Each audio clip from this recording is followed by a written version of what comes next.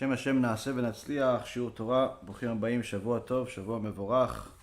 We're back with our Jewish HaShkafa series based on Hazon Ish, Emunah veBitachon, the Jewish ideology, what a person is supposed to think like if he wants to be a righteous Jew and quite frankly a righteous human being in a world where things are going more and more upside down on a day-to-day basis. There's never been a time that this is needed as much as today. Baruch HaShem. Tonight's shiur will be for a refuah shlema for Rabbanit Levana bat Sarah, Rav Ephraim ben Shulamit, Rabbanit Sarah bat Anat, Avi Mori David ben Nesriya, Doris bat Jora, Orit bat Ilana, and also for Atzlacha Rabba for Marsha bat Julie, Ayla bat Marsha, Samuel ben Marsha, Cephas ben Marsha, Alexander ben Marsha, Louis ben Marsha, Shaul ben Farzane, Yitro ben Avraham, David ben Nesriya, Oshri ben Doris, Gabi ben Doris, Elad ben Doris, Netanel Yosef ben Avraham, and his dear Kala, and also Amir ben Shahin. And all of Am Yisrael, Be'ezrat HaShem, will have Atzlacha Rabba, and all of the righteous Noahis that continue to support us, continue to help us do all the things that we're doing, Baruch HaShem. So, for any of you that were not aware, we did a surprise shiur, or for those that are avid followers of the application, and you have the notifications on, then you got to notice that there was a live shiur on Thursday night, Baruch Hashem, and we put it on the all the other channels on Motzei Shabbat with an interesting title about whether Jesus hated his rabbi. Jesus, Yimach Shemo v'Zichro, may his name be blotted out, was a Jew that went off the derech, and but nonetheless, one of the things that we did learn about this wicked Jew is that part of the reason of why he justified his going off the derech was because he got rebuked from his rabbi. He got rebuked from his rabbi, and he did not want to go elsewhere. And we learned from that shiur, from many chachamim that discussed the topic, that to have a rabbi is not just a good thing. It's not just suggested. It's not even just obligated, but rather it's a person's connection to Olam Haba. So much so that the Gemara says that if there is two people in a prison, you have to free one of them. One of them is your father, and the other one is your rabbi. If your father is a Talmid Chacham, then you free your father first. But if your father is not a Talmid Chacham, then you have to free your rabbi first. Why free your rabbi first? Because although your father brought you to this world and supported you and gave you a house, and you have to honor him according to the 10 Commandments and all the good things, still, it's still just this world, a temporary world, a world that begins and ends at some point. Whereas your rabbi that taught you Torah and taught you how to do good things, taught you how to serve your Creator, that's the person that brought you to the eternal world, the world that doesn't end. So a person that truly understands Divrei Chazal understands what Rav Zavichi Shichye wrote in his sefer, that in his Ateret Paz, that he himself was an extraordinary Talmid Chacham. When he wrote a dedication in his book, he dedicated the book first to his Rav, which was Rav Ovadia Yosef, Alav Shalom, and then his parents. Not that he didn't respect his parents, Chas v'Shalom, but he respected the Torah. And Torah says that when a person has a real connection to the rabbi, and the rabbi is teaching him Torah, then of course that he owes everything to that rabbi. But of course today it's very difficult for people to find good rabbis. As one of the other stories that we discussed, which we'll elaborate on today, about a very wicked rabbi. And unfortunately there are many out there, but needless to say, there are also many good ones. So of course, when a person has either a wicked rabbi or just does not have a connection to a rabbi, this is obviously a major lacking. And quite frankly, I think that it's at the very least as much fault of the people as it is of the rabbis. People like to blame, their lackings and their lack of growth, their lack of knowledge on the rabbis. But you should always remember that the Torah was given to all of Am Yisrael, which means that all of us are obligated to learn it. All of us are obligated to follow it, with or without a rabbi. If you are alone in an island with the Sefer Torah, you would still be obligated to learn Torah day and night. V'gita bo yomam v'layla. You're obligated to get to it in the morning and at night. But again, of course, the rabbi is supposed to clarify things to you and make sure that you're going in the right direction. And unfortunately today, aside from the problematic teachers that are out there that choose to call themselves rabbis, we also have very problematic people that are so-called students, and they only want a rabbi that fits their agenda, only a rabbi that perhaps they could relate to, a rabbi they like their looks, and so on and so forth.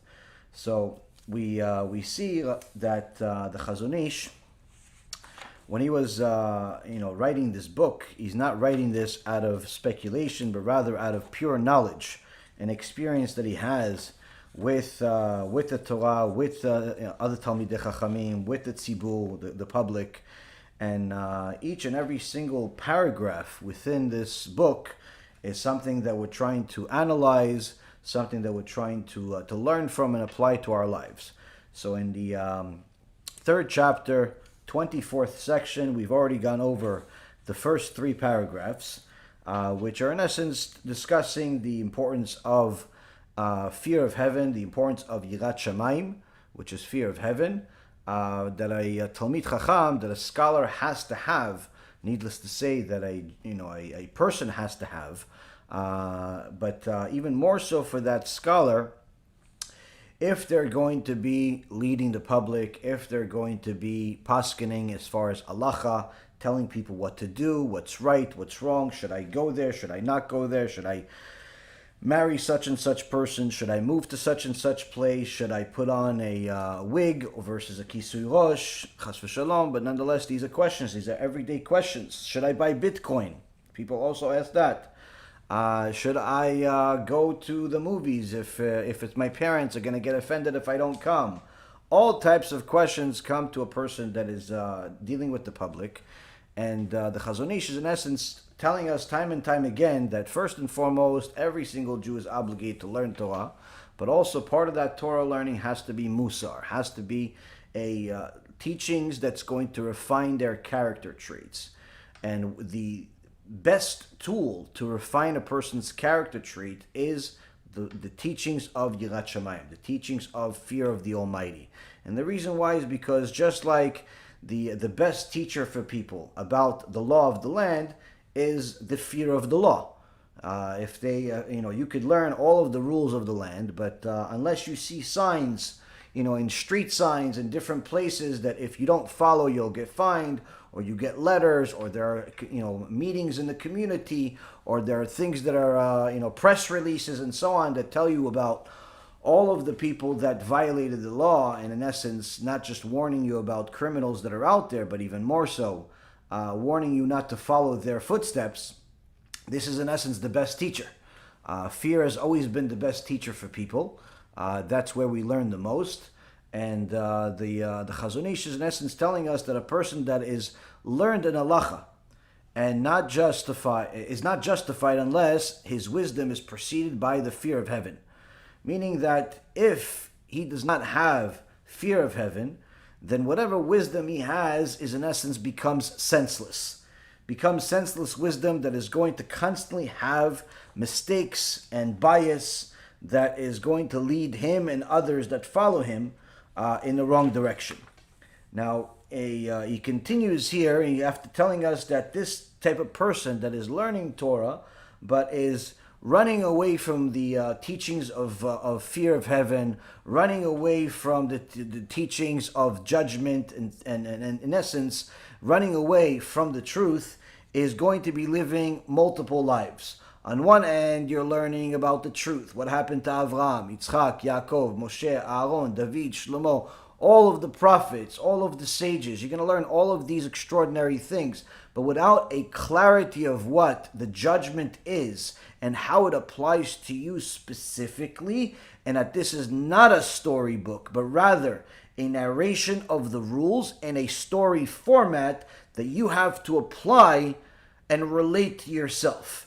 If a person looks at the Torah and he sees or she sees herself, and she sees her own lackings and her own things that she needs to work on, then you are learning Torah. But if you're only seeing the stories in the Torah as simply superficial stories that are interesting, that are mentally stimulating, that perhaps happened a long time ago but are not really relevant to today, you're not learning Torah. You might as well close the book because you're wasting your time. Now, of course, people think that they know better, but that's why the Chachamim that have dedicated their entire lives to the Torah wrote down their teachings in order for us to know where we're going, whether it's the right direction or whether it's the wrong direction. And the Hazon Ish continues in regards to the teachings of this fear of heaven, and he says the following: of this matter it is said, the beginning of wisdom is the fear of HaShem.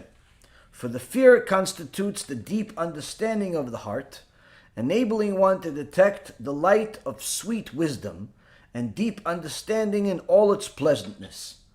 This fear participates in the study of any halachic issue, blending with knowledge and understanding in order to polish it, enable one to love truth and to forsake all crooked and erroneous ways of thinking. In so many words, the Hazon Ish is telling us in just a matter of a few lines that if you're going to learn Torah, but at the same time, you're going to escape the teachings of fear of heaven, you're going to escape the conversations of fear of heaven, and worse yet, sometimes you'll even go against it, you'll mock it, you'll ignore it, you'll tell people not to do it, you'll tell yourself not to do it, then surely the Torah that you have is lo b'shamayim, it's not from heaven. It's not from heaven. Why? Because a person that understands Torah is a person that loves truth, and there is nothing more true than the scary nature of this world. There's nothing more true than the scary nature of the judgment itself, as we learned from the prophet Job last week, and his friend Elihu told him that all of the difficulties that you have, surely you understand that Hashem does not make mistakes. Surely you understand that whatever difficulties you have in your life, whether it's the kids dying or the money loss or the sickness or whatever misery that you're going through, sure you know that HaKadosh Baruch Hu is the one that put it on you. And surely you know that HaKadosh Baruch Hu did not make a mistake. And surely you know that it's you that is lacking, and therefore whatever difficulty you have is removing a much greater unquantifiable difficulty that you will have, and suffering and pain you will have in Gehenom. And that's what Elihu is telling his friend while he's suffering. He's telling him, listen, it's either this or Gehenom. And surely you understand that this is to your favor. But in case you don't, and you think that perhaps you are more righteous than Hashem, let's look at this. Let's see the magnitude of your single sin, not even the previous carnation, not even your entire life, a single act that you did, and compare it to what punishment that you're getting. And of course, everybody that has read the Midrash or has read the commentary on Exodus and what happened beforehand and so on, you know that Job was one of the three generals of Pharaoh. One of the three generals of Pharaoh, when Pharaoh asked, what should we do with these Israelites? Ava nitchak malach. Let's fool them. Let's fool these Israelites. What should we do? How? Who? What? When? How did he arrive at this conclusion of fooling the Jewish people? Why didn't he just say, let's leave them alone? Because he had three generals. One general, he asked them, what should we do? That general was Yitro. Yitro said, leave them alone. They're good people. They helped build this country. Paro didn't like that advice, and Yitro had to run away. For that, Yitro merited becoming a Jew, and his children became Jews, righteous Jews that got to a point when they arrived at Midbar Yehuda, the Judah desert, the desert of Judah. They actually learned Torah from the Chachamim, and got to Ruach HaKodesh, each and every single one of them.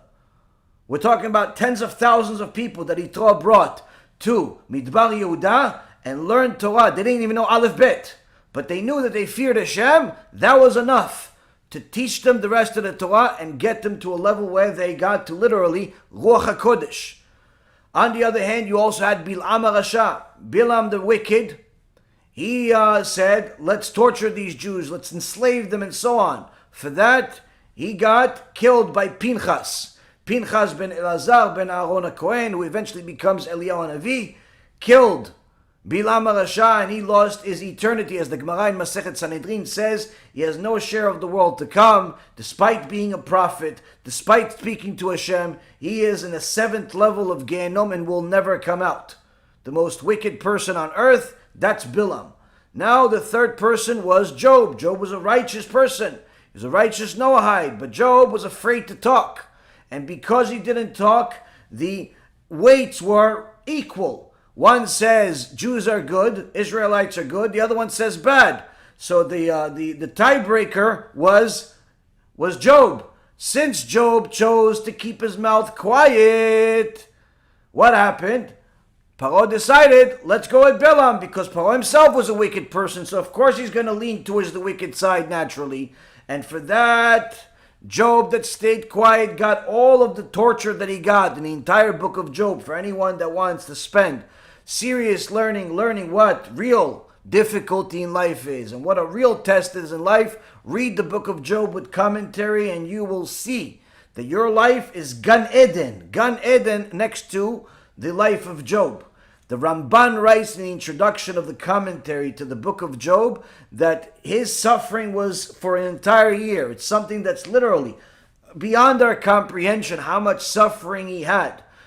The average person wouldn't survive a day in the life of Job, but he did it for a whole year. But all of that suffering that he had for that year is not even a single minute the suffering that Bilam has in Gehenom, or anybody would have in Gehenom. Hence the reason why smart people do whatever they can during their lives to learn about the fear of heaven in order to avoid needing to fear Gehenom when it's staring them at the face and they have no choice. Now, Bilam went to Gehenom. Yitro converted to be a Jew.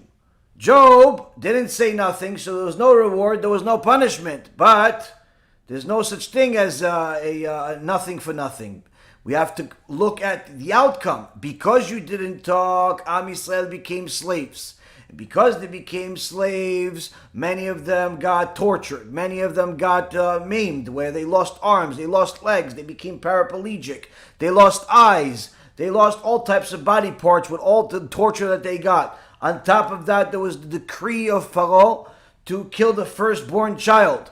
On top of that, there was the decree of the Egyptians that if the Jews did not get to meet their quota in building the pyramids and other structures in Egypt, they simply would put their kids in replacement of the stones. And there was an enormous amount of suffering that Am Yisrael had in Egypt, and that, if you really, really look at it, is a very big responsibility is on Job. So Elihu says, if you really analyze your actions, not even your whole life, just a single action, and you quantify the magnitude of the damage of how many people suffered because of that action, it would appear as if Hashem is treating you as if he does not know the magnitude of how bad your actions are. Meaning that whatever difficulty you have, you should say thank you for it. Because it's not even a small percentage of what you yourself caused. And unfortunately, Rabotai Karim, this is one of the things that many people simply do not comprehend. They just don't understand that when they do something against the Creator, it is not that they're hurting the Creator. It is not that they're hurting Hashem. Hashem is perfect. You can't hurt him, you can't help him. But when you do something against the Creator, you're hurting the creation. And thereby you are creating a domino effect of misery that goes into the world. And that misery doesn't just end because you're sorry. So When a person truly understands that, a person understands that they have a lot of tshuva to do, and just saying I'm sorry is not enough. As the Rambam writes, there are 4 steps to tshuva. The first one is to stop making the sins. Second one is to make offense. Making offense means you have to learn about the sin in order to know what not to do and what to do in order to avoid making that same mistake. The bigger the offense, the stronger you will be. You will know that you're not allowed to go to certain places. You know you're not allowed to talk to certain people. You know that you're not allowed to wear certain things, and so on and so forth. A person that builds a strong fence is a person that's protecting himself from harm's way. Third step is remorse. The reason why the third step is remorse is because most people, when they first start doing tshuva, when they first repent to HaKadosh Baruch Hu, they really don't know what they're repenting for, meaning they don't really understand the magnitude of their damage. They don't understand the magnitude of their damage. They just simply say, listen, I did something bad. So, for example, a young girl that gets married, and she gets married, and she wants to have a child just like everybody else that wants to get married. And then she tries. And she figured, no, listen, since I'm only 25, 28 years old, I should easily have kids.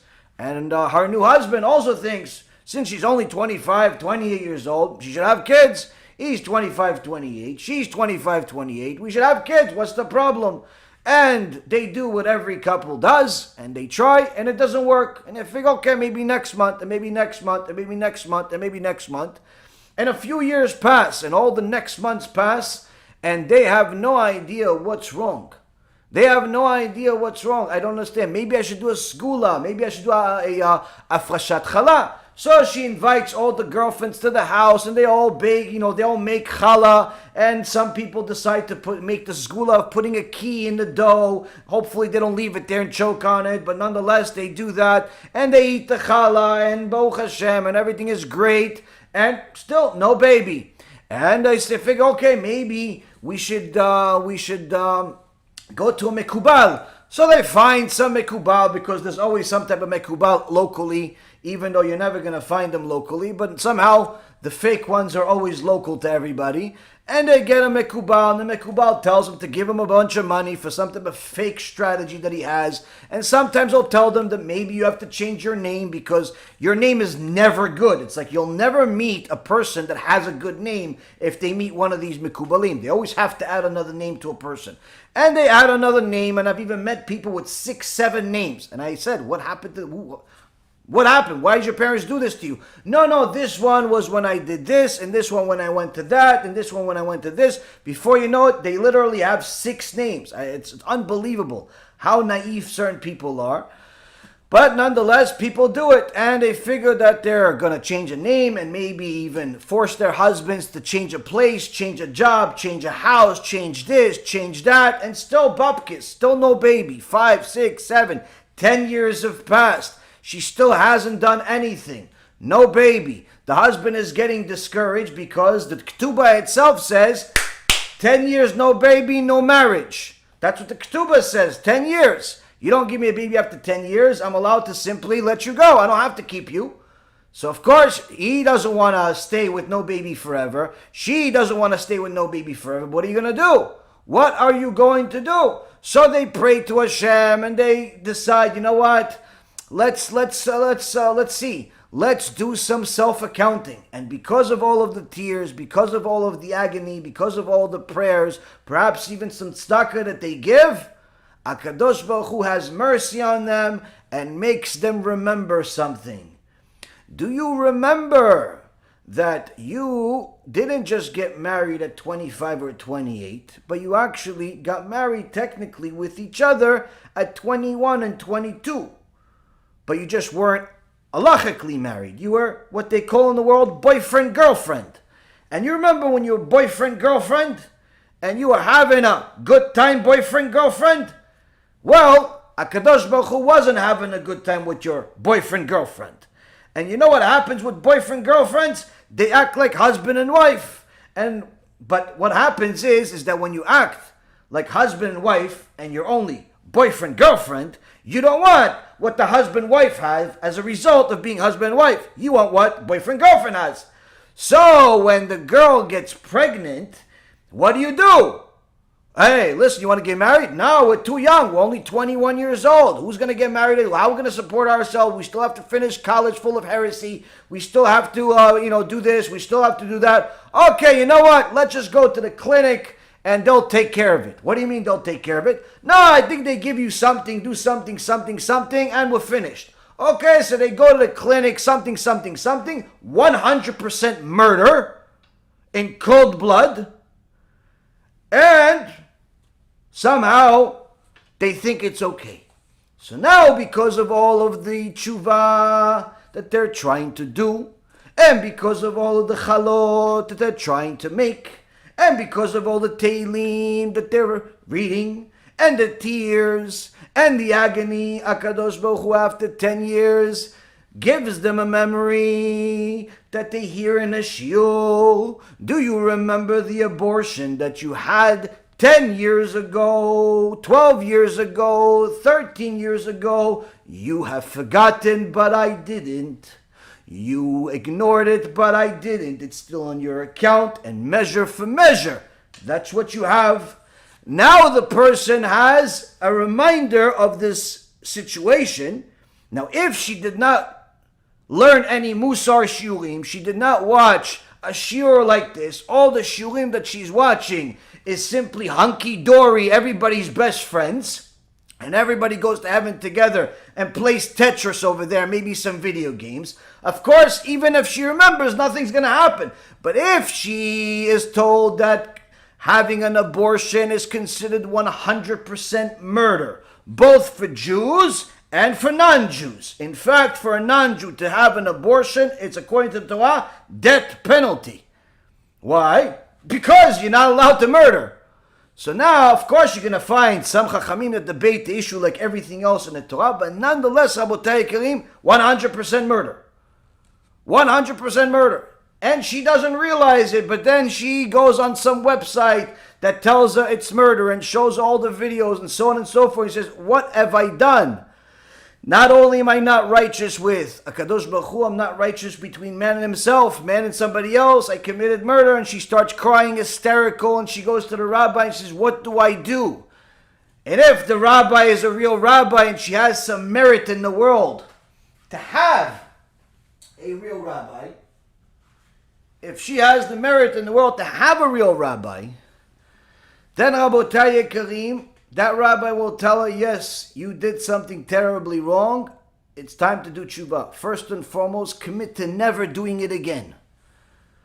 Second of all, learn about the topic. What do you mean learn about the topic? Learn about the topic. Learn about what happens to people that have abortions, according to the Torah, what their punishment is, what the halacha is. Learn the issues of tarat mishpacha.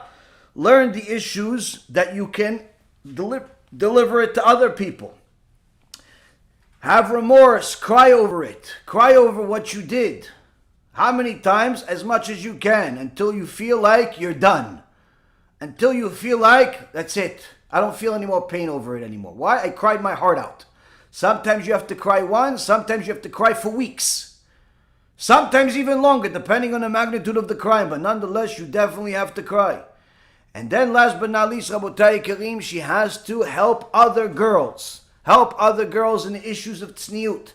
Help other girls in the issues of immorality. Why? Because those things lead to abortions. Help other girls fix this issue if they did the same thing. When she helps other girls, then she'll see a tikkun, and you'll see you'll have a baby, BeEzrat HaShem. You'll see you have a baby. I've seen it with my own eyes. You'll see you'll have a baby. Why? Because for the first time in 10, 12, 13, 15 years, you did a real tikkun. All those other things, they're nice, but they're not enough for the magnitude of the crime.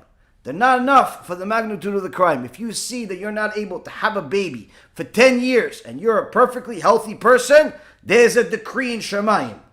And that decree is telling you, I want something more. I want something more. Making challah is not going to be enough. You want to do? Tshuva.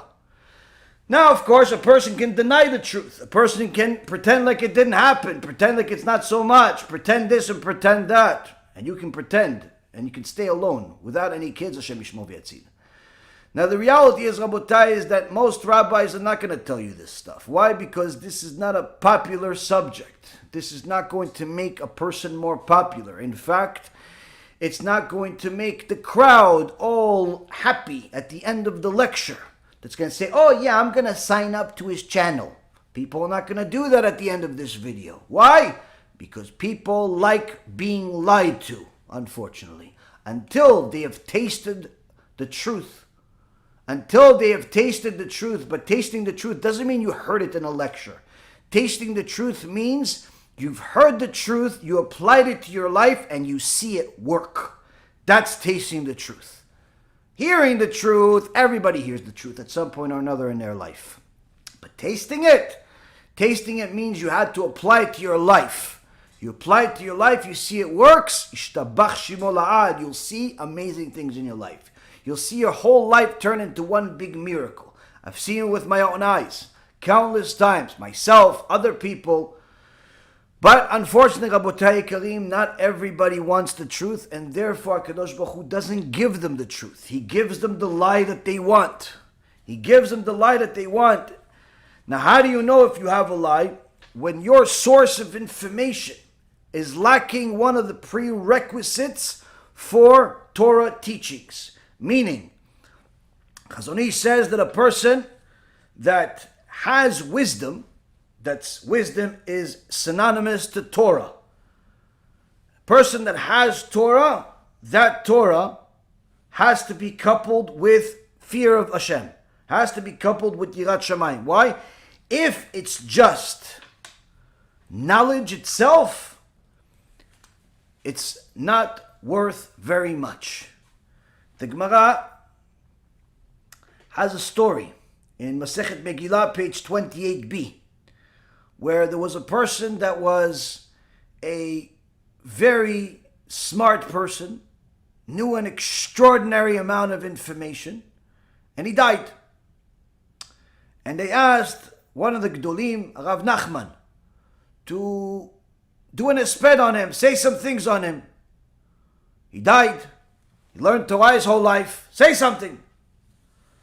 So Rav Nachman says, why should I say something? He said, well, he learned a lot of Torah. Rav Nachman says, I'm not going to say on a sped on a basket full of books. Why a basket full of books? Because that's what he was. He learned a lot of books, but he never had shimush with Talmidei Chachamim. He never had a rabbi that he verified if what he's thinking is correct. A rabbi to rebuke him when necessary. He never had other Talmidei Chachamim question what his thoughts are. He never had any of that. He was just a bookworm. A bookworm in the Torah world is worth nothing. It's worth literally not very much more than the worm. Somebody like that, Rav Nachman says, I'm not going to give him an esped. Why? I don't want you guys to mistake that he wasn't Talmid Chacham, because he wasn't Talmid Chacham. He just knew a lot of books.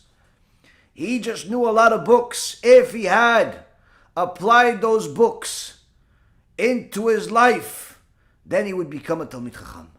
But since he did not have a rabbi, he did not have shimush, he did not do everything possible to apply the teachings of these books to his life, he does not deserve an esped.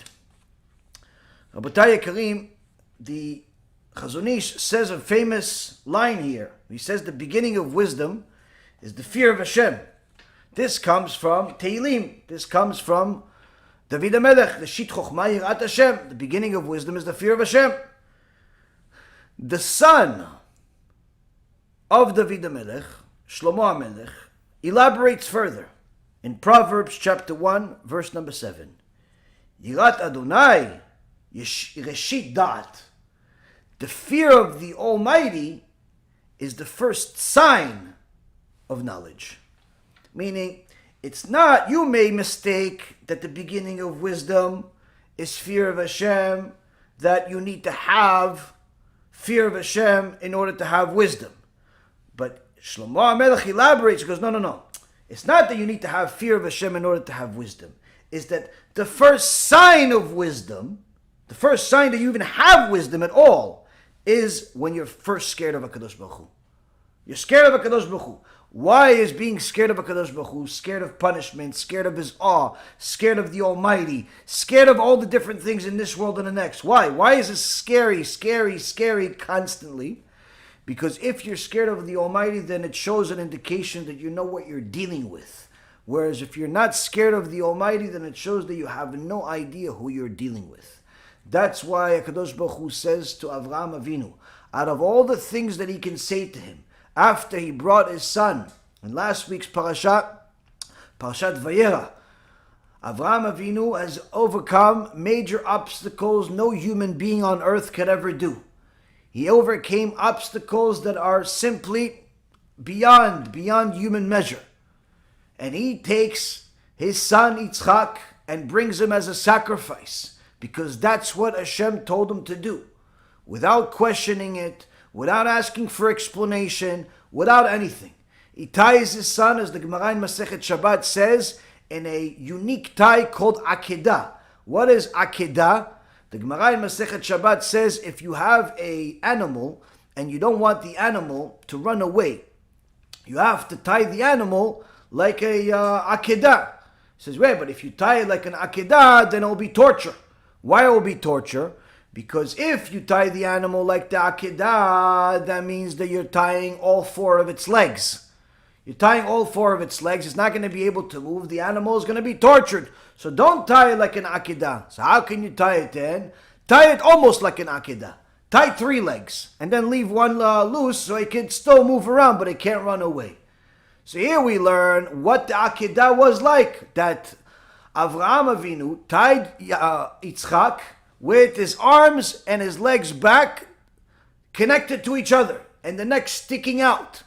Imagine the scene. Imagine the scene. Every time we pray on Rosh Hashanah and we go over the song and the whole prayer of the Akedat Yitzchak, Amamash, breaks my heart. When you understand what you're saying, it breaks your heart. The whole scenery.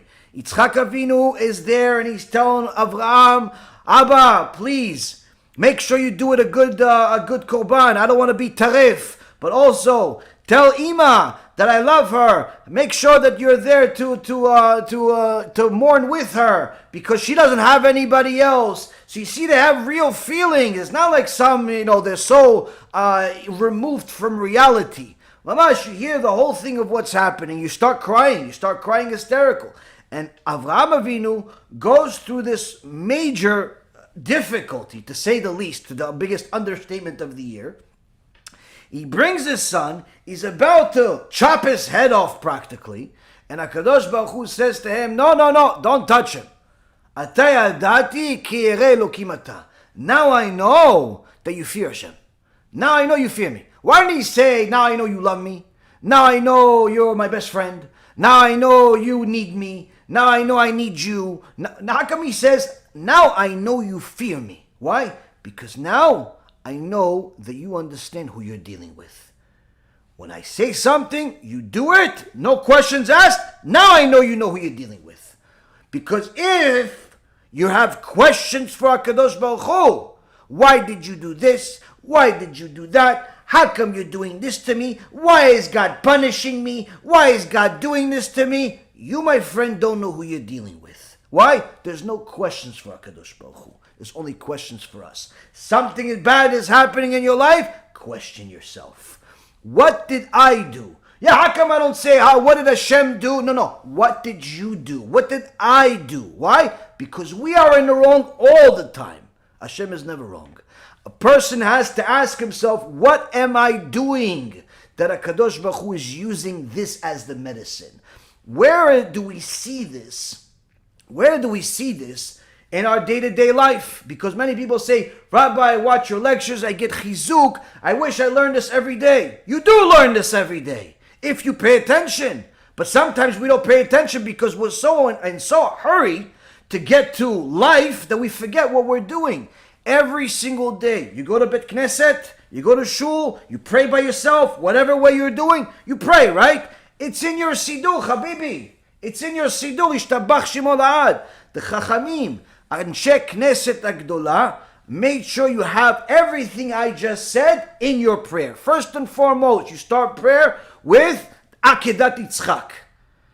Akedat Yitzchak, first thing you start your prayer off is Akedat Yitzchak. After that, you fast forward a few pages, you go like this. Leolam ye'adam yireh shamayim. Oh, a person should always be fearing of heaven. Baseter kebagalui umodeh al ha'emet. In private as in public, and should admit to the truth. A person should always be fearing of heaven in private and in public, and admit to the truth. If we only fulfilled this first sentence out of the 2 paragraphs that I'm about to mention to you, if we just fulfill this, literally 95% of the criminals in the world will be out of business. If we just fulfill this, 95%, if not 100% of the criminals, both spiritual and otherwise, will simply cease to exist. Why? If we have fear of heaven as much in private as we do in public, because everybody pretends, or at least most people pretend, to be expressing fear of heaven in a religious community, but when they're in private and they're cheating their employees, and they're cheating on their wives or husband, and they're beating their kids, and they're this and they're that, there's not much fear of heaven there. All the crime usually happens in private. That's why in our tefillah every day it says we should always have fear of heaven. Same thing in private as we do in public. Why modeh al ha'emet? Why admit to the truth? Admit if you're doing it. Do you have as much fear of heaven in private as you do in front of your rabbi? You know, because in front of the rabbi, it's like, oh, rabbi, oh, you, everybody's tzaddikim. You see them, oh, rabbi, they kiss the hand, they hug, this, that. 5 minutes later, he's yelling at his wife. 5 minutes later, he's even slapping her. 5 minutes later, she's insulting her husband, calling him a loser. What happened to the Torah that you had 15 minutes ago? Oh, yeah, that was for the Torah. This is for my husband. What do you think? Your husband is not Torah? You think your wife is not Torah? You think your kids are not Torah? A person has to have Yirat Shamayim, both in private and in public. And he has to admit to the truth. Meaning, I have problems. So let's see. If I have problems, let's first check my Yirat Shamayim. Let's check my fear of the Almighty odometer. Do I have fear of the Almighty at all? Most people have something, or at least they portray that they do. If they're religious, they have a kippah, they keep Shabbat. Usually they portray something. Do I have as much in private as I do in public? Because in public, when I'm with my wife, I don't look at other girls. But do I not look at girls when my wife is not around? When the computer is on and it's 2 o'clock in the morning and I'm bored? Do I also not look at girls? Do I pretend that I'm honest in business, or am I really honest in business? When the Rosh Yeshiva called me and said, listen, we need tzedakah, and I said I don't have. Did I really not have, or I just don't want to have? Do I not have, or I don't want to have to give him? I don't have to give you, really. That's really what I meant. Which one is it? What kind of Yirat Shamayim do I have? And simply, if a person analyzes just this first sentence, they'll see, at the very least, the root of many of their problems. Why? No Yirat Shamayim, Rabotai. Everything's in the garbage. Everything is in the garbage. Why? Everything else is cursed. And I'll show you a proof of that in a second. ודובר אמת בלבבו וישכים ואומר, ריבון העולמים ואדוני אדוני. He says the truth in his heart, and he should rise early and say, Master of the worlds, Lord of all lords, לא על צדקותינו אנחנו מפילים תחנוננו לפניך, כי על רחמך הרבים. This prayer that we're doing, I'm going to say it in my own words so it's easier to understand. This prayer, this supplication that we're saying, it's not really because we're so righteous. לא על צדקותינו. But rather, because you have so many mercies. Because you have so much mercy. Because if you didn't have so much mercy, you would destroy us right now. Why? Because that's what you deserve in reality. Not for what I did my whole life. So many people are worried about their previous carnation. Rabbi, how do I know what I sinned in my previous carnation? How about this? how do you know what you sinned yesterday? Forget about previous carnation. Do you even know what you did yesterday?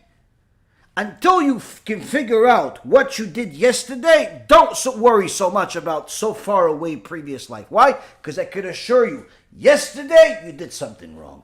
Why don't you try to fix that? Why don't you try to fix today? Perhaps prepare for tomorrow. If a person is honest, they're not worried about their previous life. Why? They're worried about today. How can I fix today? How can I be better today? Yesterday, Last week, the week before that, Hashem Yishmo. 5 years ago, I was like a half an ape. The person doesn't even know where to begin. Don't worry about the past. Worry about today. Fix today. And BeEzrat Hashem, tomorrow will be better.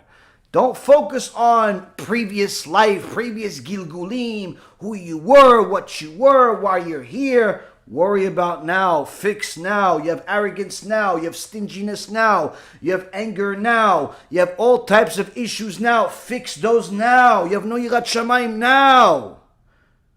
Now you have to fix it, not all the other things that are not relevant to you. A person that's going to pray in an honest way, already at the beginning of prayer he starts crying. Why? He knows he's guilty.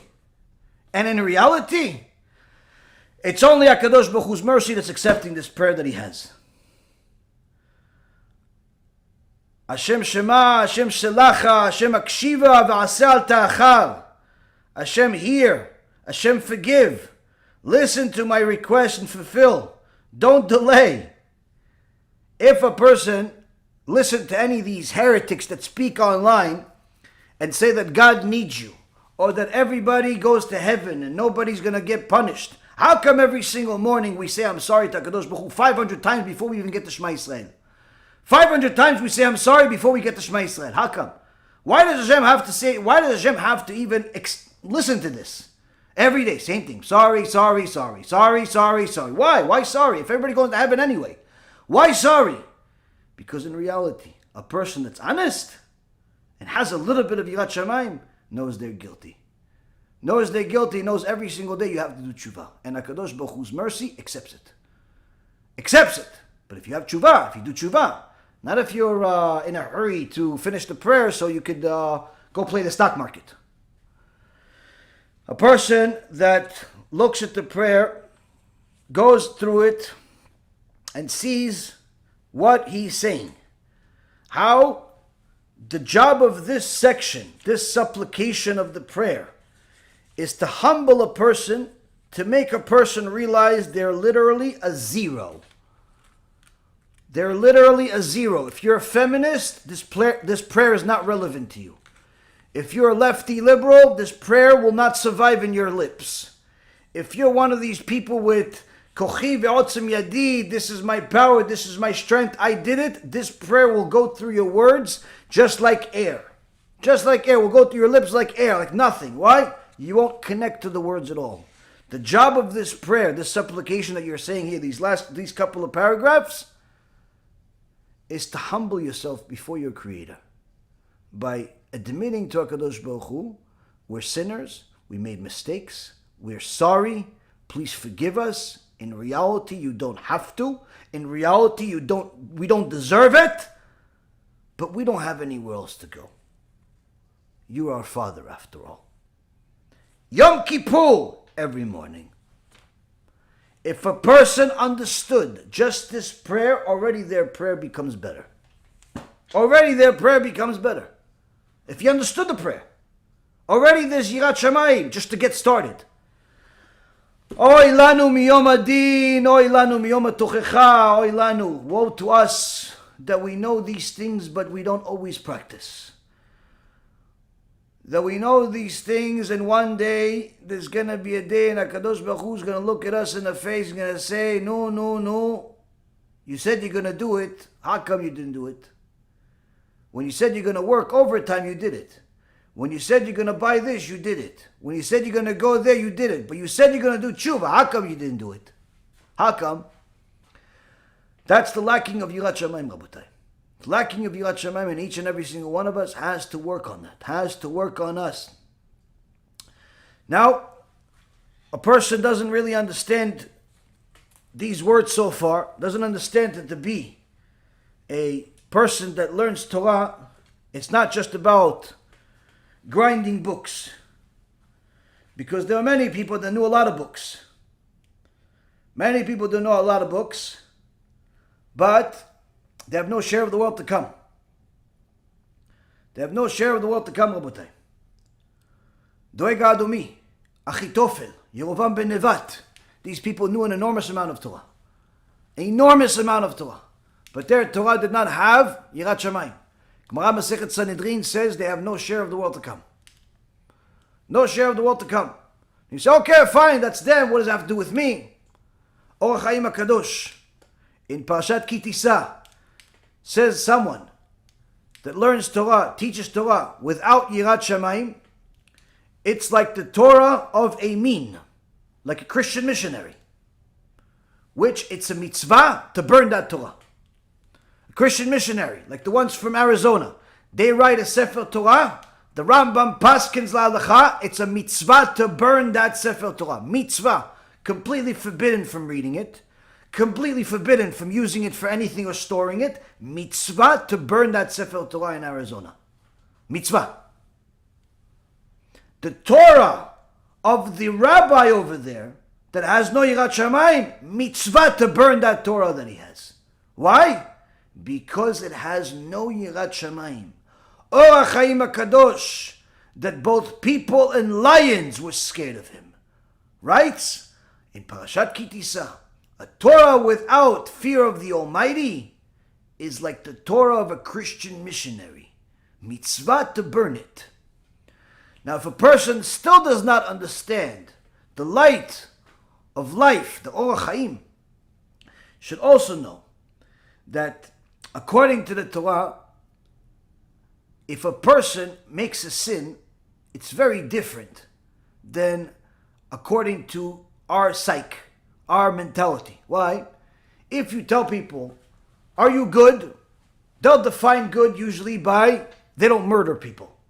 A cow doesn't murder people either, but we don't necessarily look at every cow and say she's a good cow.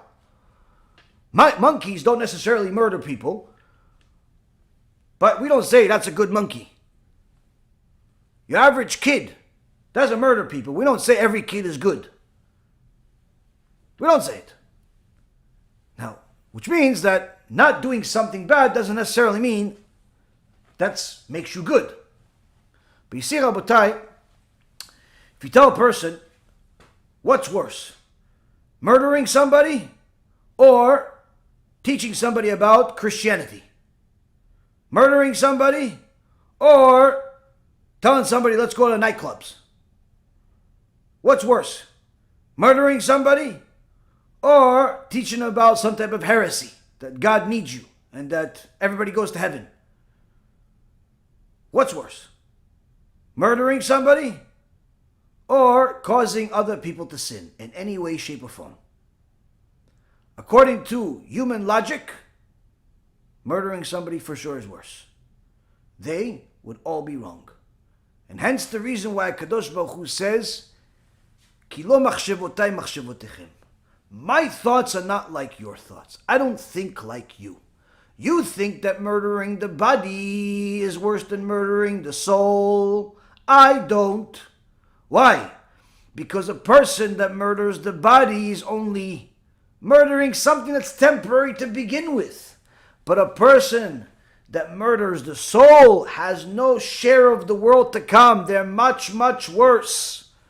They're much, much worse. Hence the reason why everybody out there that has been misled to fall into the trap of these heretics, wherever they are, they have to know they literally were in the hands of the worst people on the planet, worse than Adolf Hitler, Imach Shimo v'zichro, worse than him. Why? He killed bodies. They're killing souls.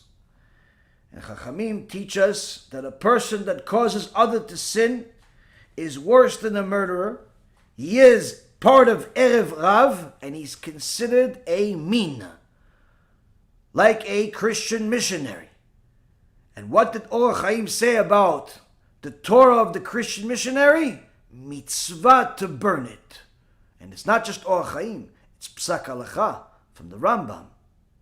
A person that understands the magnitude of what a sin is in the eyes of HaKadosh Baruch Hu, and the magnitude of each and every single Jewish neshama in the eyes of HaKadosh Baruch Hu, knows how much HaKadosh Baruch Hu does in order to clean every neshama of the sin.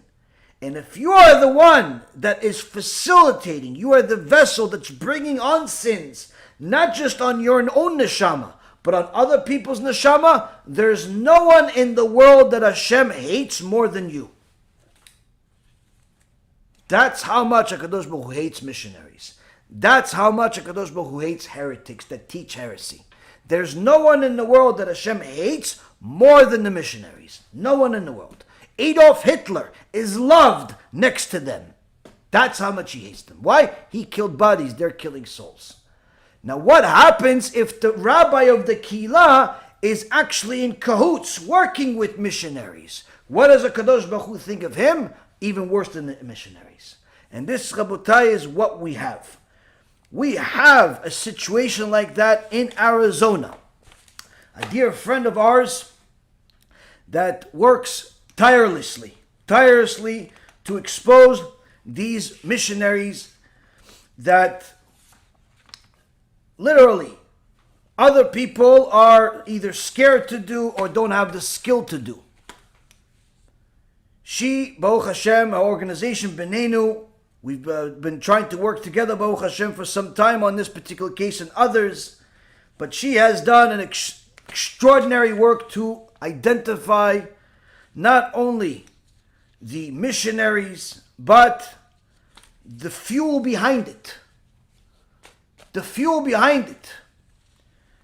And dear Shannon Newson, she has done extraordinary work to identify these two missionaries that look more religious than any of us. And that's, by the way, a common denominator among missionaries, where they do everything possible to look the most Jewish you possibly can. They don't even know Aleph Bet many times, but they'll look more Jewish or religious than your average Jew. Hasidish garb and the hats and the whole nine, to make up for the inner lackings. But nonetheless, they're still praying to their Yoshke, they're still idol worshipping, idolizing, and still trying to find whatever victims they can. Now here, Rabotai, you see pictures, and when I showed these pictures to some people before I told them who and what, I told them, look at this picture, show me, who's the missionary?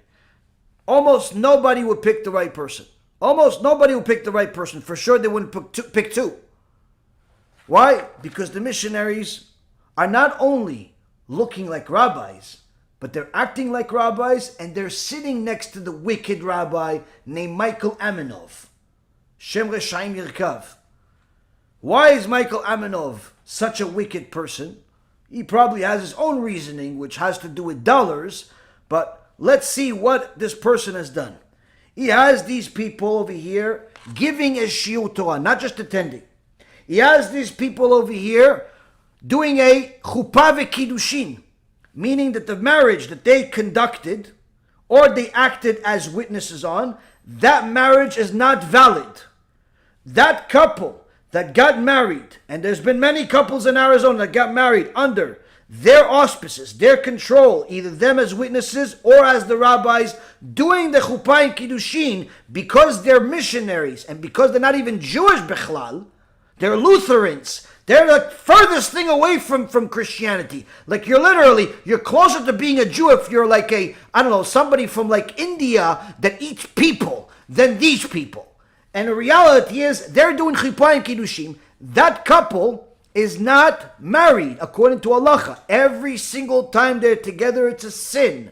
Every single time. Why? Because this Rasha over here. And you're going to say, wait, how does he know about it? He knows about it. We have letters he wrote to the Rabbanut. We have letters from him writing to big rabbis. Listen, they've been part of my Kehillah for so long. Do they really still need to do a conversion? Because They don't really want to. Just like they denied the offer to convert in Wisconsin when Rabbi Twersky offered them to convert. They said no. Why? Because they know that in order to convert, they have to deny Jesus. So they don't want to convert. So he knows about this. He sent letters years ago to rabbis, to big rabbis. Should they convert? Meaning he knows he has Christians in his keilah and he lets them do chuppah, he lets them do kiddushin. He lets them wash the dead bodies. There's no greater disrespect to a Jew than doing such a thing. Washing the dead bodies, doing chuppah v'kiddushin, even gave them shchita to slaughter the animals. All the animals are taref. Everybody in the community that's been eating their meat is eating taref, 100% like pig. No different. Pig, non-kosher cow, same thing. People think, no, but pig is worse. It's not worse. It's the same exact thing. A Jew that is a kosher Jew slaughters an animal, it's kosher. A Jew that's mechalel Shabbat slaughters an animal, not kosher, tarif. A non-Jew slaughters an animal, even if he's the most righteous non-Jew on planet Earth. The animal is not kosher. These people are missionaries, and you give them kashrut, you give them the shchita, you give them the overseeing the kashrut of the community. This guy lets them write a Sefer Torah. Here's a picture over here. They're writing a Sefer Torah, Ribono shel Olam. There's no greater desecration to our Torah than to have these filthy idol-worshipping hands writing a Sefer Torah. That's where you have a picture of it. It's not like a rumor. It's a picture. They're writing a Sefer Torah. Half the community has their mezuzot. Half the community has different types of scrolls from these idol worshippers. All of it is pasul. You cannot use a mezuzah from them. You cannot use a Torah from them. All of it you have to burn. You can't even bury it. It's not even worthy to bury such things like gnizah. If you have a Sefer Torah or you have a holy book that is not usable anymore, you bury it like you bury a body. But something like this, burn. That's how bad it is. Why? Because they're writing it with the mind of their yoshke, their idol. It becomes a kli, a vessel of idol worship. People know, maybe they're this, maybe they're really Jewish. Here's the cemetery of their parents. Here's the article of their marriage in a Lutheran church. There's no conversion paperwork. It doesn't exist. They never converted. But this Michael Amunov not only knowingly makes them part of his keilah, he gives them a smicha, a rabbinical smicha. He gives them the kashrut smicha. They have jobs with the kashrut. They have involvement with chuppah and kiddushin. They write a Sefer Torah. They write mezuzot. The entire community is literally burning right now from the tum'ah of these two idiots. These filthy people. Why? Because of this Michael Amunov.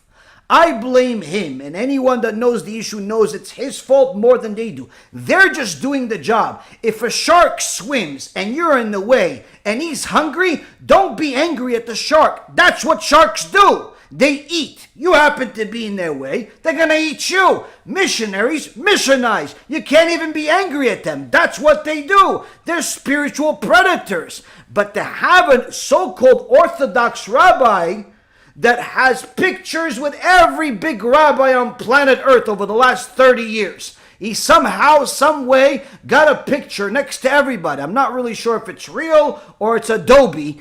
Either way, even if he took pictures with all the greatest rabbis in the world, it means zero. Why? Esav didn't take pictures. His father was the Gdol Ador.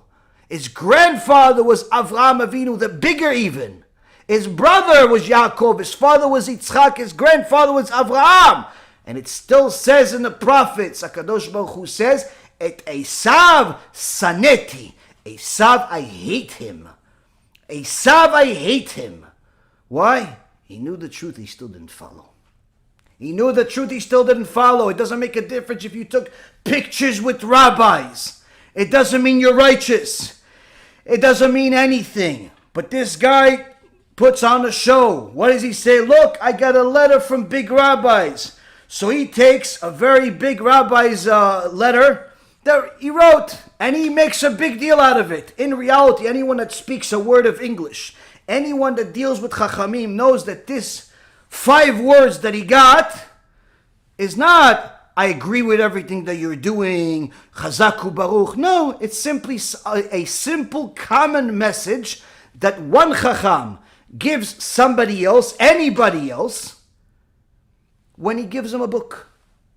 You give him your book, here you go, you write on a personal note. Oh, what's your name? Steve. Okay, Steve, may Hashem bless you, Chazaku Baruch, da.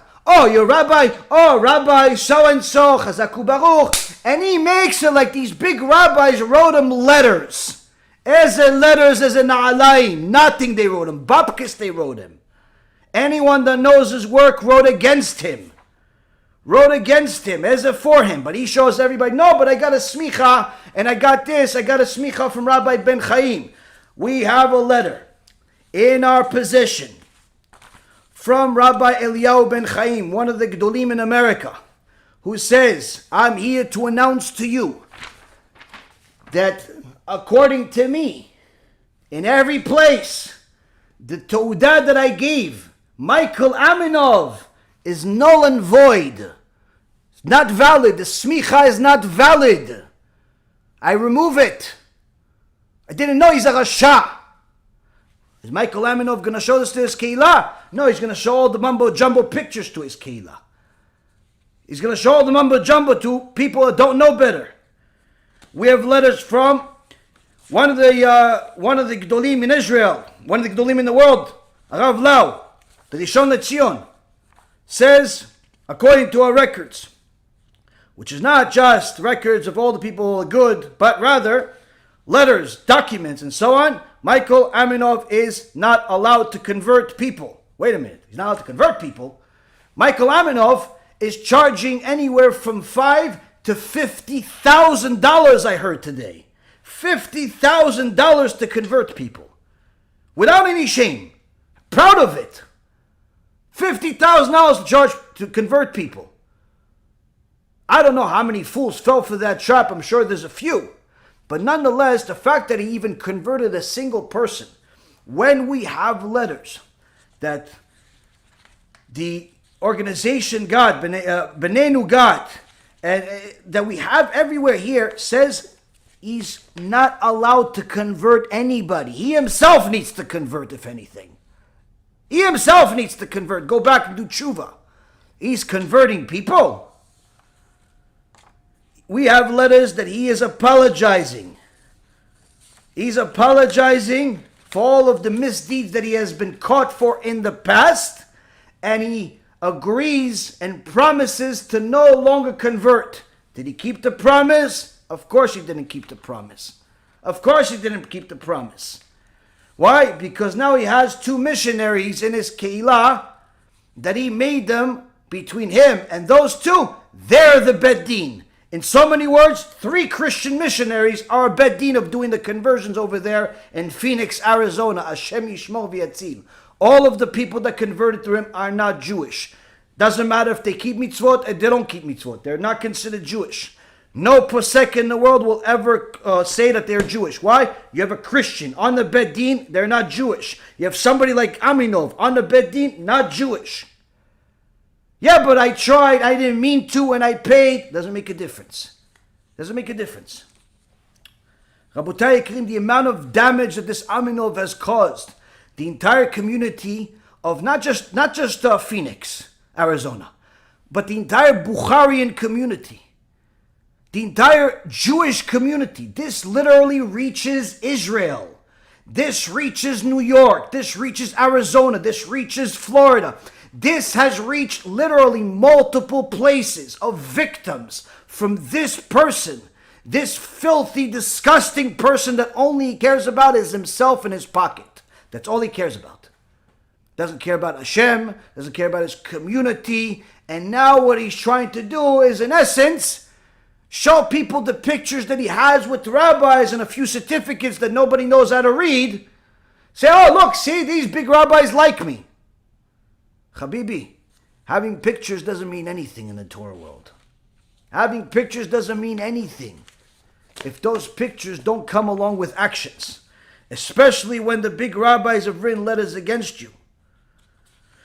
Rabbis have been writing letters against this clown for a long time, Rabotai Karim. Even his own community wrote a letter saying that it's been a long-standing policy of Orthodox Rabbinical Council, unanimously approved by all, that all local Orthodox rabbis will not perform any conversions here in Phoenix, Arizona, and not to accept those conversions that are performed here. And it's come to our attention that Orthodox conversions have recently been performed locally based on standards that are not in accordance with policies of the chief rabbinate of Israel. These conversion ceremonies are in violation of the aforementioned policy and are not halachically valid. Therefore, these converts will not be accepted as Jews here or in Israel. Individuals seeking an Orthodox conversion are strongly advised to undergo a conversion process that will be considered valid and legitimate both here and in Phoenix and by Torah authorities worldwide. This, Rabotai, is the letters he's not showing his community. This is a letter from Amunov writing to the rabbis in Israel saying, I'm sorry. Writes to Rabbi Ben Chaim, actually, and here in New York, Giurim shena'asu b'Arizona ayu ta'ut. The converts that I made here in Arizona was by mistake. He mistakenly made converts. By mistake. He had converts. Mistake. Everything is a mistake. Cashing the checks wasn't a mistake. Ruining people's lives, not a mistake. Causing a poor woman to have a miscarriage when she finds out that she's a victim of this piece of garbage, it's not a mistake. But what is he going to tell you? No, I meant well. What about you have missionaries in your bedin? You have missionaries in your keilah. On Rosh Hashanah, the missionary blew the shofar, which means that not a single member of your keilah fulfilled his obligation of listening to the shofar on Rosh Hashanah. Why? Because an idol worshiper blew the shofar.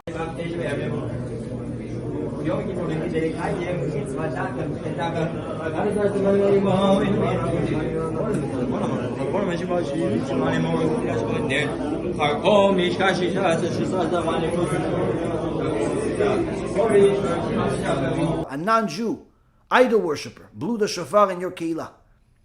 Everything we know. And people think, oh, you're just saying things. How do I know these things? What do I have these papers for? What, I have a hobby of making stuff up? Rabotai Karim, how does such a disaster happen? Where you have a person that's so focused on money, he ignores letters that forbid him from converting anybody.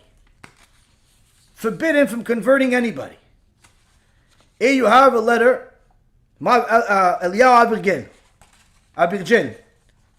This is a letter that was like written, like something that you put on a book. Like, I like thank you, enjoy the book. To my friend, nothing, I approve of all your work, or you're a big scholar. But he made this, look at the letter that he wrote me. No, this is a letter that he writes to anybody that takes his book or anything like that. Why? Because the real letter that the Rav actually wrote is Lo esmachti velo v'lo ishbati et harav. I did not give a smicha. I did not take any vow from this Rabbi Amunov. That's the real letter that he's not telling people. Rabotai Karim, the tragedy is enormous. Enormous. Why? You have an entire community of people that got married by either Christians or by someone that does not have Yirat Shamayim, which surely means there's been other things that are wrong. People that converted, that right now, before they heard this, think they're Jewish. And if they haven't heard this, they still think they're Jewish. And they're not Jewish. And they're going to grow up.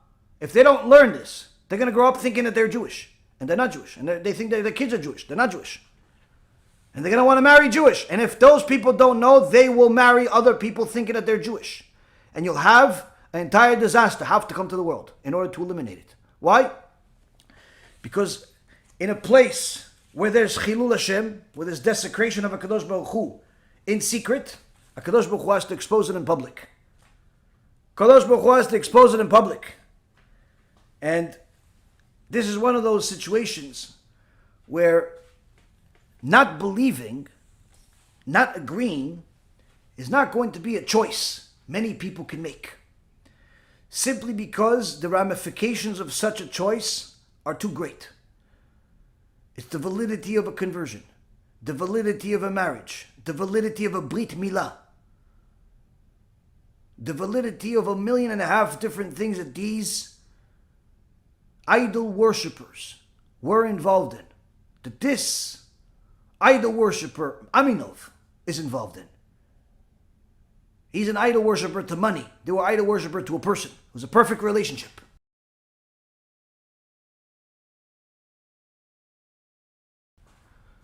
They have belief that some guy is going to come save them if they murder spiritually a bunch of Jews, but they think that they're helping those Jews. And he thinks the money will save him as he murders spiritually whoever is in his way. You see, Rabotai Karim, the ramifications of what happened over there are being highlighted because they're enormous. The media is not covering the full report. The media is so far only focusing on the 2 Christian missionaries because that's the story, that's the scoop. Reality is the bigger criminal is the rabbi.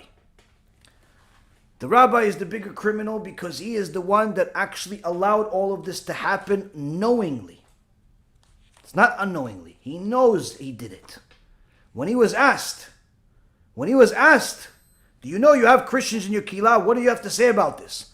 Oh, they meant well. They meant well. They look like they have a pure heart. Yeah, but they're Christians. His response is, in the United States of America, all religions are the same. This guy, I would be surprised if he even believes in God. I would be surprised if he believes in God. He has idolized money so much, I would be surprised if he believes if there's any room for God. Maybe he thinks that the statement on the US dollar, in God we trust, that's who they mean by God. But don't worry, HaKadosh Baruch Hu closes all doors and all bills have to get paid at some point. All bills have to get paid at some point. And some people say, yeah, but listen, this guy can just go somewhere else and start somewhere else, fool other people. Don't worry, HaKadosh Baruch Hu will do what he has to do in order to make sure that everybody that has to pay will pay. There were many people that thought that HaKadosh Baruch Hu is not watching. And they started teaching things that are against the Torah. They started telling people that there is no Gehenom. They started telling people that the Torah is not forever. So, in the Sefer, A Divine Madness by Rav Victor Miller, he writes, in the name of the Mashgiach Mir Yeshiva, Rav Yocham Levovitz, that when people no longer believed in Gehenom, Hashem had to bring Gehenom to this world. We know it as the Holocaust.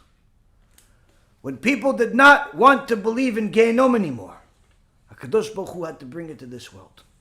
It's people like Amunov that brings a Holocaust. Why? Because they literally murder us spiritually to such an extent that only a wake-up call like that wakes up certain people. Unless they wake up to the real news now and realize they have to do something about it. Now they have to do something about it. How do I ensure that such a thing doesn't happen again? You follow what the Chachamim teach. You follow what the Chachamim teach and only look for people that have Yirat Shamayim. People that have fear of the Almighty. Fear of the Almighty, Rabotai, is not something you can buy at a store. Fear of the Almighty is not something that you could just learn in one shiur. Fear of the Almighty is a lifetime. Fear of the Almighty is a lifestyle. Rav Gidon ben Moshe Sheikhye, who learned under the tutelage of Rav Ovadia for 30 years, also learned with Rav Tzion Abba Shaul for many years. He was his Talmid Muvak, but he was also next to Rav Ovadia for 30 years. And he said a personal story himself at one of the lectures he gave at our girls' seminary in Eretz Yisrael. And he said that when Rav Ovadia, people look at him, they see Chacham, see famous. He says he wasn't born famous and he wasn't born a Chacham. And no Gdol Hador is born famous or born a Chacham. They earn it. How do you earn it? He says that when the British made all types of sanctions and rules in the land of Israel that they were in control over during the World War II, they forced all the residents of Israel to shut their lights. Shut their lights at night, early on, not have any lights on. Why? They were scared that the Germans that were already in Egypt and on their way to Israel, they were scared they're going to bomb them if they see that this is a residential area. So the British made these laws. They also made a lot of other laws that tortured the Jewish people. But most people heard these laws, and what are they going to do? No lights. Go to sleep. Go to sleep. 6:30, 7 o'clock at night. There's no light. You have to go to sleep. What did Rav Ovadia, young Ovadia, what did he do? And this comes from eyewitnesses. He took his table in a one-room house, took the table, covered the entire table with several layers of sheets and blankets, covered the whole thing with tape and everything, took a candle, lit the candle, took a sefer, and sat there on his knees for 5 hours straight every single night learning Torah. That's Yirat Shamayim, Rabotai. That's Yirat Shamayim. Why? If you're learning because of intellectual stimulation, as soon as the conditions do not meet your satisfaction, that intellectual stimulation goes in the garbage, you find something new. But when you learn because you fear the Almighty, there is no such thing as not learning Torah. I can't learn Torah the normal way. I'll find a way. I'll find a way. Rav Ovadia's entire life simply could not handle taking several steps without learning Torah in some way or another. Rav Gidon ben Moshe says that there was one time where the doctor said to Rav Ovadia's family that his heart is very weak, especially since he sits all day and learns, no exercise, he needs to walk. So he said he can't just walk in the middle of the streets. The Rishon LeZion, the biggest rabbi in the world, can't just walk around without being bothered, but he needs to walk somewhere. So they went and they found a park where a certain time there was nobody there, and they took the Rav over there. And Rav Gidon ben Moshe says, when I found out about it, and I said, who's walking with the Rav? He says, no, he's walking by himself. He says, it's not kavod for the Torah, for the biggest rabbi in the world to walk by himself. Yeah, but he can't talk to anybody. Sure, he doesn't have to talk to anybody, but somebody needs to walk with him. It's not kavod, it's not honor for the Torah, for the biggest tzaddik to walk by himself. So I'm going to do it. Tell Ovadia, I'm going to walk next to him, but not to consider me as anything. Consider as if I'm a wind. I'm like air, walking next to him, but at the very least, there's going to be honor for the Torah that the Rishon LeZion is not walking by himself. Rav Ovadia initially said no, because he did not want Rav Gidon ben Moshe, who himself is an extraordinary Talmid Chacham, one of the Gedolim of the generation, did not want him to waste his time walking next to him and not talking. He says, Bitul Torah. He goes, no. For me, honor of the Torah is not Bitul Torah. He says, if he wants to come, he can come. So, Rav Gidon comes and walks next to Rav Ovadia, few steps, and they're walking around. And after a few steps, Rav Ovadia says to Rav Gidon, no, say Dvar Torah. He says, no, Kvod Rav, I'm not allowed. Not allowed to say Dvar Torah. A few more steps. No, say Dvar Torah. Say something from the Torah. Rabbi, I made a promise. I can't just act as if I'm the wind. I'm only here so there's kavod for the Torah. I'm not going to bother the Rav. If you're going to toil here, there, it's going to kind of defeat the whole purpose. The Rabbi has to relax. I'm not going to talk. A few more steps. No, say some Dvar Torah. Rabbi, not allowed. After a few minutes, says to him, do you know the halacha in regards to the mamzerim that the Chatam Sofer wrote? Rav Gidon says, of course, but we go based on the Rabbi Omer, what the Kvodo wrote, what Rav Ovadia wrote. And Rav Ovadia goes into a rage and he says to him, exactly, you see, there's all these poskim, they're doing this, and they're calling all types of people mamzerim, and they're doing this, and destroying houses. And he goes like a lion comes out, the whole Torah comes out, forget the walk, forget the relaxation, the fire of Torah is there. Rav Gidon ben Moshe says, he simply could not handle a minute without Torah. Simply couldn't. But it wasn't that he wanted to learn for intellectual stimulation. It was the pain that he had over the Jewish people. The pain that he had over the Jewish people that are suffering from people that simply did not have Yirat Shamayim and are causing people to fall, don't have Yirat Shamayim and causing people to make mistakes and all types of things. And he had so much pain that he forced himself to push further and further than anyone else. Rabotai Yekarim, when a person has fear of the Almighty, there is no other choice but to follow the truth until the end. It's either life or death. Unfortunately, many times the students do not understand the responsibility of a Talmid Chacham, the responsibility of somebody that has Yirat Shamayim, and they pick their rabbis like they pick jackets, or perhaps like they pick socks. They pick their rabbis based on popularity, based on looks, and they throw away their rabbis, just like they do old clothes or bad food. And then they're surprised that their life is in the garbage.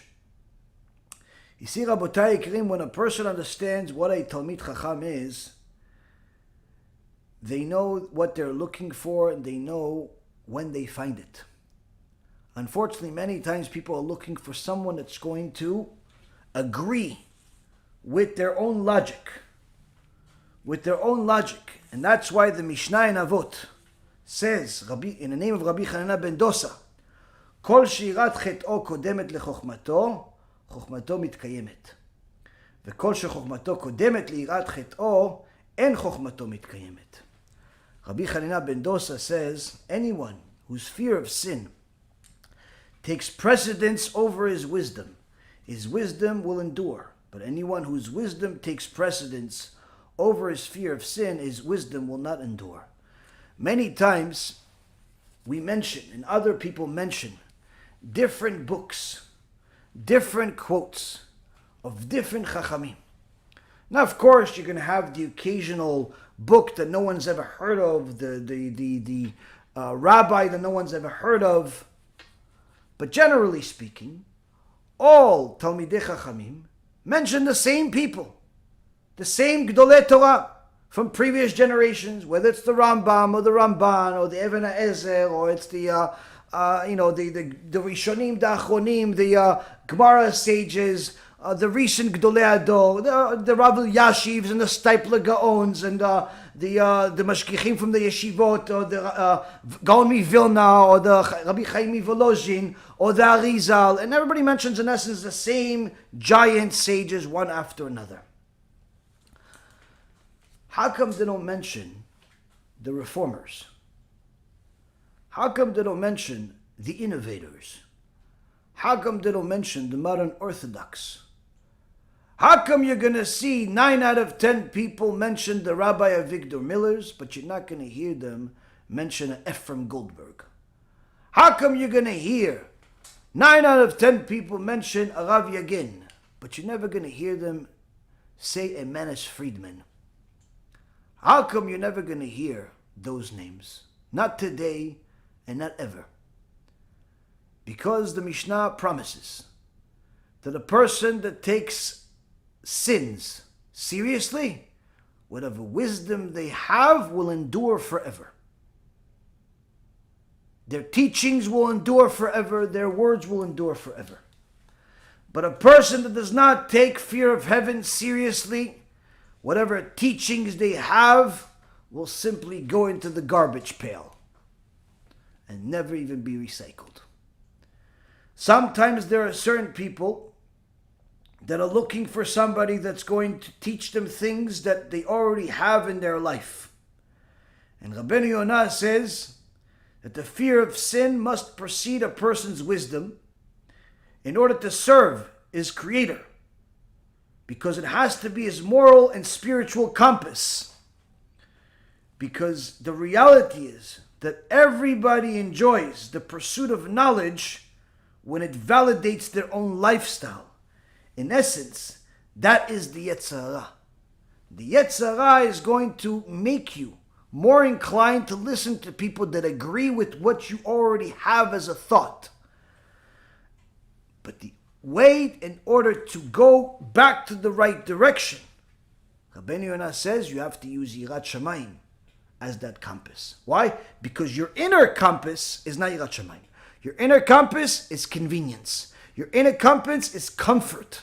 Your inner compass is going to lead you to go to a place where people already agree with you. So if you're going to follow your inner compass and what feels good to you, naturally, you're going to go to the Manis, you're going to go to the Meza, you're going to go to the Aminov and all the Rishaim out there, you're going to go to the Christians, you're going to go to the Yetzer Hara, you're going to go to Malach HaMavet, you're going to go to Gehinnom. But if you follow the compass doesn't come naturally to you, the compass that goes after the Torah's holy truth, that the foundation of it is fear of the Almighty, then you know that's the right direction. That's the right direction. There are some people that knew that there was questions around these wicked people, but they didn't care enough to do anything about it. You see, most of the people are not really victims. Most of the people are perpetrators. Most of the people are simply victims of their own decisions, not necessarily of other people's decisions. You see, because they were looking for a shortcut. Most people were looking for a shortcut. They were looking for a leniency. They were looking for someone that agrees with their preconceived notions, even if those notions were 100% against the Torah. So when HaKadosh Baruch Hu sent them the truth, multiple times they rejected it. Said, okay, you don't want my truth. I'll get you what you want instead. And he sends them the Manises. He sends them the Aminov. He sends them the Mezas and the Drolls and the Ephraims and all of these Reshaim. He sends those to those people. Why? That's what you want. That's what you want. You wanted a different Torah. Here you go. Will they get punished for it? If they don't do tshuva, 100% they'll be punished for it. Not only for following it, but also for enabling others. Because each time you followed falsehood, you gave chizuk to that Torah that caused other people to follow it. And that's the truth. You see, Rabotai Karim, there's nothing that happens for no reason. Nothing that happens for no reason. And every single person has to do a self-accounting. Am I following the Torah or am I following what I think is right? Am I following the teachings of my rabbi or am I following the teachings that make sense to me and I agree with? Am I following HaShem or am I following my ego? Am I following what's convenient? Am I following my own cult that's not connected to the Torah in any way, shape, or form. A person that knows what the truth is going to run away from all things that are anti-Torah. And even if something smells like it's against the Torah, like it doesn't agree to the Torah, you couldn't get them to do it even if you paid them $1 billion. You walk in to our kollel in Yerushalayim. You go to any of Avrechim in Har Nof. You tell them, I'm willing to give you $1 billion to drive on Shabbat. Not a single one of them would even look at you. Not a single one of them will ever even look at you. Why? It's not a non-starter question. It's a non-starter question, Rabotai Yekarim. You see, Rabbi Yaron Reuven, alav shalom, he had a son that went off the derech.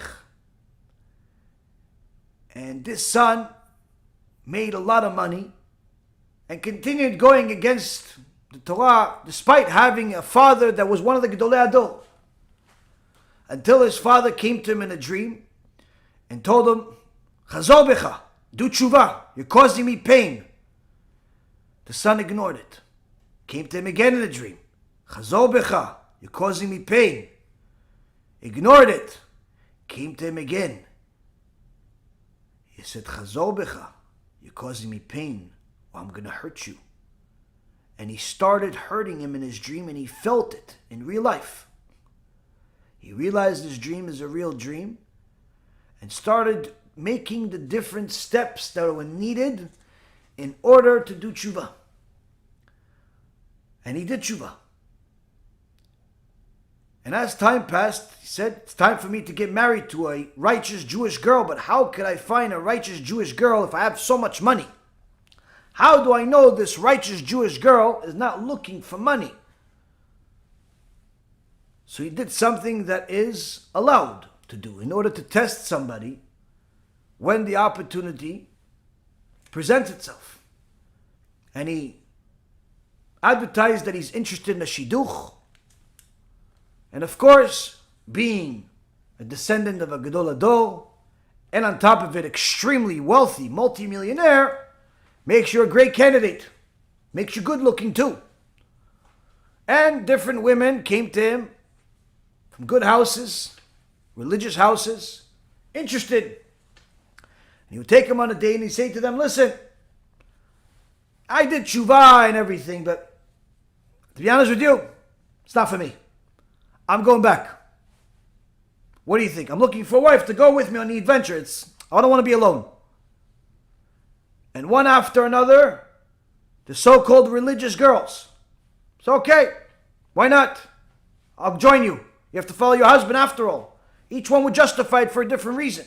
Of course, almost all of them were coming from poverty. So for them, it was like life. At least I'll have money, I'll eat. We'll figure out a way. Except one girl. When he told her he's planning on leaving everything and becoming secular again, she stopped him mid-sentence and she said to him, take your secularism and your money and shove it in a place no one else can see. I'm never going to violate Shabbat. I'm never going to live a life of a secular person. I'm never going to abandon my God. And he says to her, I want you to marry me. Why? Why pick her, this religious fanatic that's not willing to abandon God for $1 billion? Says the son of Rabbi Yaron Reuven, who became an extraordinary Talmid Chacham himself. If you are going to abandon God and cheat on Him, surely you will cheat on me. But if you'll stay loyal to your God no matter what, you'll stay loyal to me. You stay loyal to me. How do you stay loyal to HaKadosh Baruch Hu? Have yirat shamayim. When a person has real Yirat Shamayim, they get loyal to HaKadosh Baruch Hu. When you're loyal to HaKadosh Baruch Hu, you end up being loyal to your spouse. You end up being loyal to your Talmidei Chachamim, to your rabbis, to your children. You become loyal to everyone because that's the truth and that's the only thing you want. When a person connects to HaKadosh Baruch Hu at a level of purity that's full of Yirat Shamayim, that person is a benefit to society. Unlike the contrary, where a person who does not have Yirat Shamayim, he's literally a danger to society, worse than any plague that could ever be. Rabotai Karim, it's time we each did our own self-accounting to see where we stand. Do we really dedicate ourselves to HaKadosh Baruch Hu like we say? Do we really dedicate ourselves to HaKadosh Baruch Hu in His Torah like we think? Do we follow what HaKadosh Baruch Hu says? And if you don't know, check your life. Do you have loyalty issues, trust problems, all types of strange things happening in your life? Each and every one of those lackings is due to a lacking in your Torah. When you fix the Torah, HaKadosh Baruch Hu will fix the rest. BeEzrat HaShem, each and every one of us will take this as an opportunity to do tshuva without having to wait for Yom Kippur. Because that's what HaKadosh Baruch Hu gifts us every single day as a gift to do tshuva. Thank you for learning with me. Baruch Adonai L'olam. Amen ve'amen.